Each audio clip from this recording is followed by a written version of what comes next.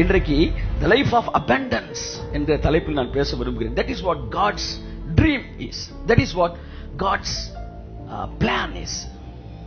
என் அன்புக்குரியவர்களே, அதுதான் உங்களை குறித்து தேவன் வைத்திருக்கிற திட்டம். அதை புரிந்து கொள்ளுங்கள். இதுதான் நான் இறங்க வேண்டிய ஸ்டேஷன் தெரிஞ்சிருச்சுன்னா வேற பக்கம் உங்க மைண்ட் டைவர்ட் ஆகவே ஆகாது. 1000 பேர் கத்துனாலும் இல்ல, நான் தேவ சித்தத்தை பூமியிலே நிறைவேற்றி முடிப்பேன். ஆமென்.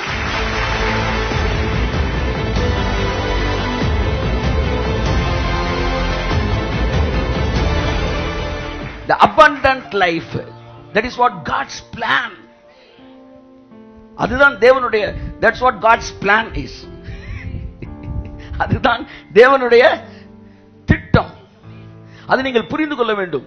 ஆண்டவரே, உங்க சித்தத்தின்படி நான் வாழ விரும்புகிறேன் என்றால் தேவன் என்னை எப்படி வாழ வேண்டும் என்று விரும்புகிறாரோ அப்படி நான் வாழ வேண்டும். இன்றைக்கு the life of abundance என்ற தலைப்பில் நான் பேச விரும்புகிறேன். That is what God's dream is. That is what God's plan is. என் அன்புக்குரியவர்களே, அதுதான் உங்களை குறித்து தேவன் வைத்திருக்கிற திட்டம். அதை புரிந்து கொள்ளுங்கள். இதுதான் நான் இறங்க வேண்டிய ஸ்டேஷன் தெரிஞ்சிருச்சுன்னா வேற பக்கம் உங்க மைண்ட் டைவர்ட் ஆகவே ஆகாது. 1000 பேர் கத்துனாலும் இல்ல, நான் தேவ சித்தத்தை பூமியிலே நிறைவேற்றி முடிப்பேன். ஆமென். ஆமென். தயவு செய்து இந்த மாலை வேளையில் உங்கள் இருதயம் தேவனுடைய சித்தத்திற்கு ஏற்றாற்போல் மாற்றப்படுவதாக.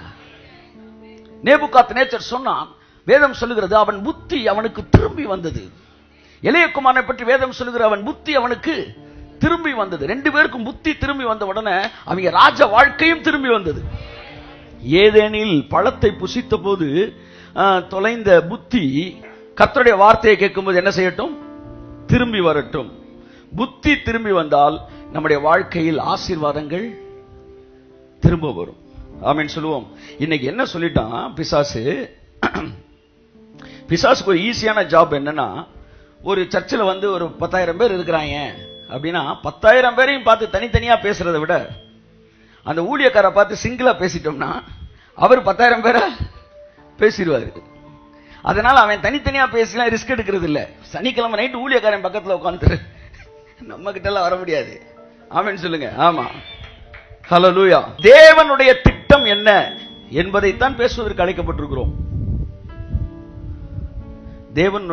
தேவன் என்னை படைக்கும் போது எப்படி படைச்சார்? ஏதோ கைக்கு வாய்க்கு நல்லா இருப்பா, சாப்பிட்டுட்டு இரு, இப்படி நீங்க இருந்தீங்கன்னா நீங்கள் தேவனுடைய மனதை புரிந்து கொள்ளாதவர்களாக இருக்கிறீர்கள். மதம் வறுமையை விரும்புகிறது, மனிதன் தன்னிறைவை விரும்புகிறான். தேவனோ இந்த உலகத்திற்கு ஆசீர்வாதமாய் நான் இருக்கத்தக்கதாக என்னை நிரம்பி வழிகிற ஆசீர்வாதத்தில் இருக்க வேண்டும் என்று விரும்புகிறார். ஆமென்.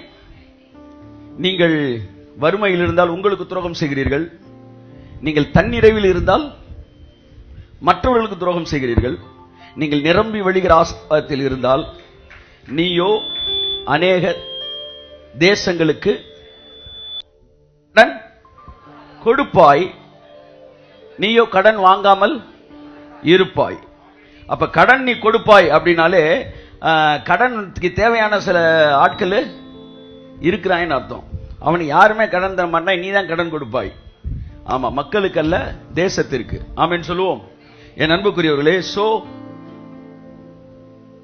கடவுளுடைய திட்டங்களில் ஒண்ணு நீங்க சில நாடுகளுக்கு கடன் கொடுக்க வேண்டும் என்பதுதான். ஹல்லேலூயா.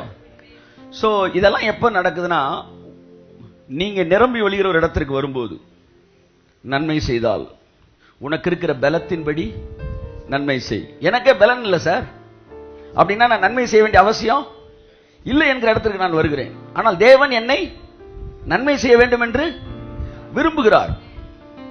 இப்ப நமக்கே இல்லை, நம்ம இன்னொருத்தங்க ஹெல்ப் பண்ண முடியாது. சோ நீங்கள் கட்டாயம் நிரம்பி வழிகிற ஒரு இடத்திற்கு வர வேண்டும் என்று தேவன் விரும்புகிறார்.